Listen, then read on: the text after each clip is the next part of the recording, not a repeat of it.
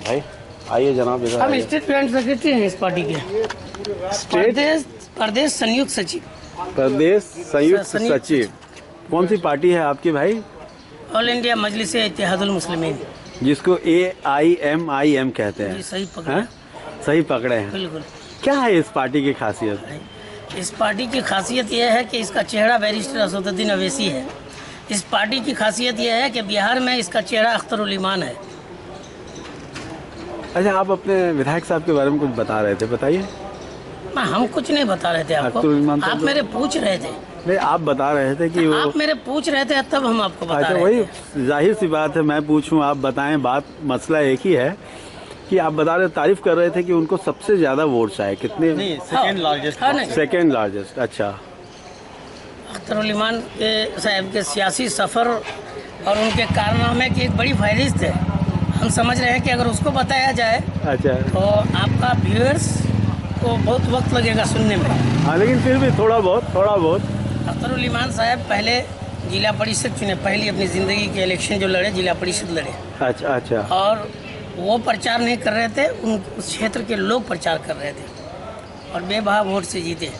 और जिला परिषद रहते हुए ही राजद के कद्दावर नेताओं की नज़र इन पे पड़ी और सीमांचल के विशेष तौर पर तस्लीमुद्दीन साहब की नज़र इन पे पड़ी और तस्लीमुद्दीन साहब जब खाली किए तो राजद के सारे कारकुनानों ने एक सुर में अख्तरुल ईमान साहब के नाम का प्रपोज किया और वो 2005 में इलेक्शन लड़े और जीते।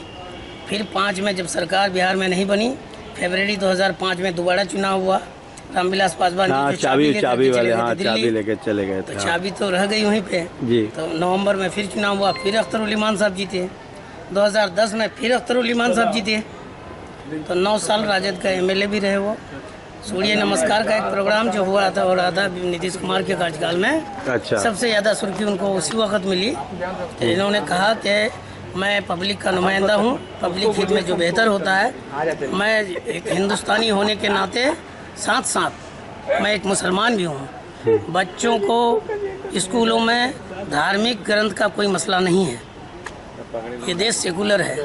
और एक बड़ी आवाज़ उठी थी उस वक्त, 2012 का मामला था, जिसमें आप लोगों को पता होगा कि नीतीश कुमार को एज ए चीफ मिनिस्टर उस कानून को वापस लेना पड़ा। सूर्य नमस्कार का जो कानून बना था वो वापस लेना पड़ा ड्यू टू अख्तरुल ईमान साहब की। 2014 में अख्तरुल ईमान साहब रिज़ाइन किए राजद से, रिज़ाइन करके जदयू में आए, इलेक्शन लड़ रहे थे। लेकिन नीतीश कुमार की जो खाकी चड्डी है RSS वाली, जो आप और हम आजकल देख रहे हैं, अख्तरुल ईमान साहब ने 2014 में ही देख लिया था। उस वक़्त ही उन्होंने 3 दिन लोकसभा चुनाव लड़ने के बाद ही ड्रॉप आउट कर गए, चुनाव छोड़ दिए बीच में ही, क्योंकि सारे जदयू के लोग भाजपा को जिताने में लगे हुए थे। अख्तरुल ईमान साहब का कहना था कि मैं अपनी कुर्बानी दे दूंगा, लेकिन किशनगंज लोकसभा हल्के से कभी BJP को कामयाब होने नहीं दूंगा। ये बड़ी कुर्बानी थी उनकी और उसी कुर्बानी का सिला था।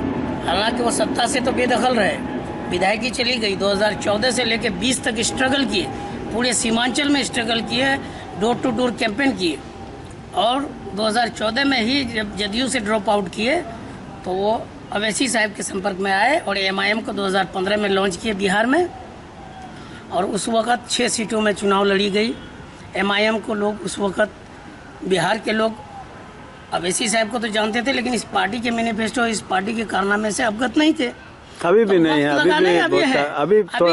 अभी अवैसी साहब या अख्तरुल ईमान साहब अल्हम्दुलिल्लाह किसी तारुफ का मोहताज नहीं है। तो 6 सीटों में आप जानेंगे कि ये इसी तरह का ठगबंधन बना था 2015 में। नीतीश कुमार, राजद और कांग्रेस मिला करके गठबंधन बना था और उसके खिलाफ में अख्तरुल ईमान साहब लड़े थे। तो 39,000 वोट आया था, हार गए थे अख्तरुल ईमान साहब, लेकिन 39,000 वोट ला के तब हारे थे। यानी कितने से हारे उस वक्त, कुछ है नहीं? हाँ, मेरे पता है 8,500 वोट से हारे। 8,500 वोट से हारे। 8,500 वोट से हारे थे, लेकिन वो थके नहीं। 15 से लेके 20 तक पूरी मेहनत करे। उसका फ़ायदा ये हुआ कि 2019 में उन्होंने उपचुनाव से स्थानीय सांसद की मां को चुनाव हरवा दिए। अच्छा। और अपना उम्मीदवार कमरुल हुदा को जिताया अपने नेतृत्व में। 2020 में 18 सीटों में 6 सीमांचल से जीते। 4 MLA भाग गए उनके, वो खुद हैं MIM में। लोकसभा लड़े, 3 लाख लगभग वोट लाए। तो इस वक्त हम समझ रहे हैं कि अब ये सीमांचल ही नहीं, आप मगध और मिथिला भी अवैसी साहब और अख्तरुल ईमान साहब से पूरे तौर पे वाकिफ़ है। और इंशाल्लाह 2024 में भी एक लाहे अमल बन रहा है, चुनाव बड़ी मजबूती से पार्टी लड़ेगी। आगे भी 25 में भी ज़बरदस्त चुनाव लड़ा जाएगा। तो मेरा नाम विमल चुनिया, मैं एक बिहार व्यू यूट्यूब चैनल चलाता हूँ। तो चैनल जो है वो शौकिया है, बहुत ज़्यादा सीरियस नहीं है, लेकिन फिर भी उसके व्यूअर्स हैं, देखने वाले हैं। अरे हम सब तो आपसे जो गुफ्तगू हुई इस वक्त, तो थोड़ा पता चला कि AIMIM जो है वो अपने पाँव जमा रहा है बिहार में।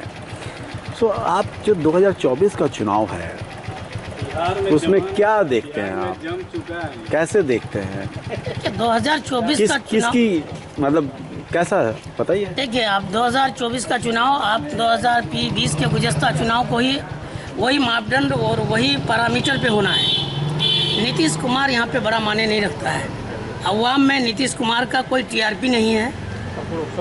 राजद को कुछ हद तक अगर मुस्लिम वोट 1-2% आ जाए, 3% आ जाए, तो ये सिर्फ लालू जी के पुराने कारकर्दगी का कुछ मसला हो सकता है। अदरवाइज नीतीश कुमार को माने नहीं रखेगा। अच्छा। और MIM का जहाँ तक ताल्लुक है, हम समझते हैं कि सीमांचल का जो 4 सीट है, किशनगंज, अररिया, पूर्णिया और आपका कटिहार, ये 4 सीटों में MIM को इग्नोर करके राजनीति करना किसी दल के बस की बात नहीं है।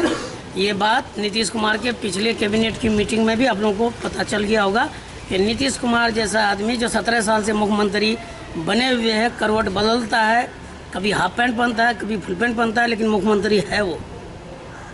और उसको भी डर है कि मुसलमानों का मुंह भंग हो चुका है, राजद से भी, जदयू से भी, लोजपा से भी।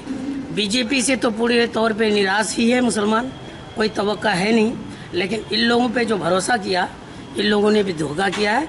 इसलिए सीमांचल के 4 जिलों में मुसलमानों की बड़ी तादाद MIM को वोट करेगी, ये मेरा पूरा विश्वास है। अरे कर्नाटक में कांग्रेस जीती है इस बार और बहुत अच्छे मार्जिन से जीती है। बिहार का मुसलमान जो है वो पहले कांग्रेस से जुड़ा था। अच्छी बात है। कैसे देखते हैं, कैसे देखते हैं आप? हाँ, कर्नाटक में मैं भी गया हूँ, मैं लंबे वक्त तक कर्नाटक रहा हूँ। सवाल है कि आप यहाँ पर कॉटन का शर्ट पहन के हैं, आपकी ही के हिंदुस्तान में दार्जिलिंग है यहाँ से 500 किलोमीटर की दूरी पे। आप यहाँ खड़ा हैं तो आप कॉटन का शर्ट पहन के 500 किलोमीटर की दूरी पे जो है लेदर का जैकेट और बूट पहन के है। हर जगह चुनाव का अपना भौगोलिक दृष्टिकोण होता है, लोकल इश्यूज होते हैं, बहुत सारे इश्यूज पे चुनाव होता है।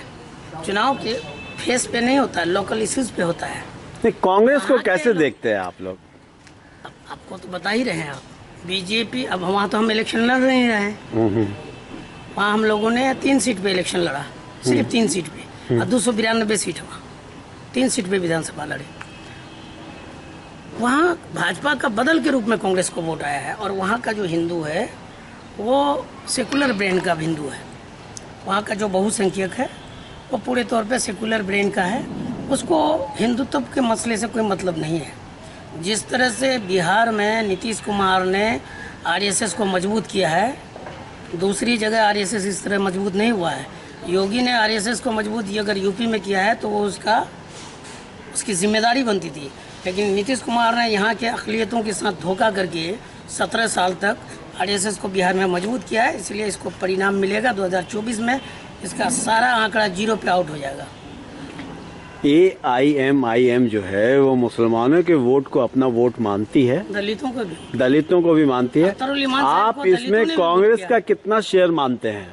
ऐसे not as a party spokesperson, as a Bihar में आप रहते हैं, तो बिहार में आप कैसे देखते हैं कि मुसलमानों का कितना % कांग्रेस खींच सकती है?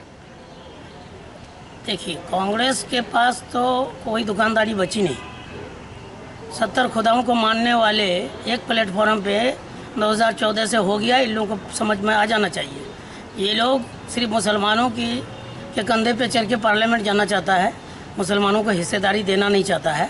इसलिए पिछले चुनाव में भी बता दिया गया कि बिहार की एक बड़ी आबादी मुसलमानों की सीमांचल में रहती है। आपको पता होना चाहिए 17% की आबादी में 9% की आबादी सीमांचल में बसती है। लगभग 1.25 करोड़ मुसलमान सीमांचल के 4 जिलों में है। तो आप देखेंगे कांग्रेस सफ़ेद हस्ती से मिटा हुआ है, वहाँ है ही नहीं। कहाँ है कांग्रेस? पिछले बार मोदी का प्रोपेगेंडा और राहुल गांधी को 56 साल का नौजवान को एमएलए प्रधानमंत्री बनाने के लिए हमारे सदर को हरा दिया लोगों ने।